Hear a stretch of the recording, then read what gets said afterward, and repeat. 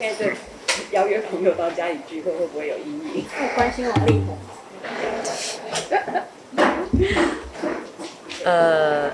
当然有，真的就是非常的对不起，然后再也不会发生了。人非圣贤，孰能无过？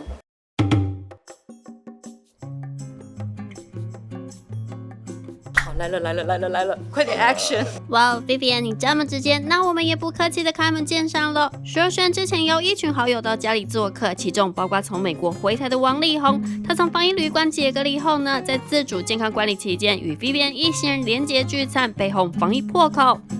发现代际大掉后啊 ，Vivian 与王力宏第一时间都 po 文道歉。不过王力宏仍遭台北市卫生局依传染病防治法开罚1万元。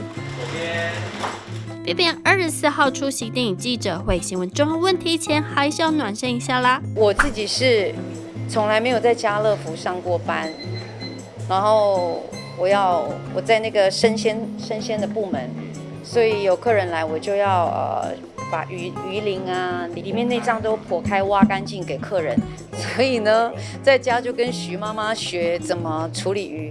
那戏外就是厨艺应该也还不错吧？那最近还会想要找朋友到家里来聚聚，或者是还已经会特别挑选对象这样。你话中有话。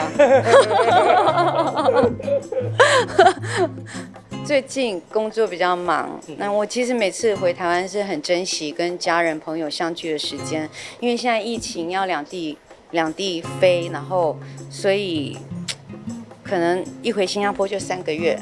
然后一回来台湾也是3个月，所以在哪边都很珍惜跟家人朋友相聚的时间。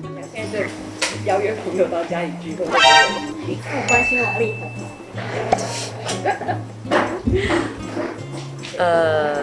当然有，对，互相检讨，然后真的就是非常的对不起，然后再也不会发生了，真的。人非圣贤，孰能无过？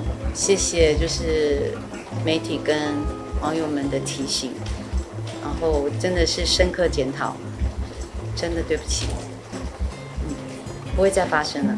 那网友留言会去划吗？还是就是选择不看？还是有些鼓励的话有感动到你，让你印象很深刻之类的？因为我觉得其实这个事情就是严肃的，然后。这么不小心，就是要好好跟大家道歉。人非圣贤，孰能无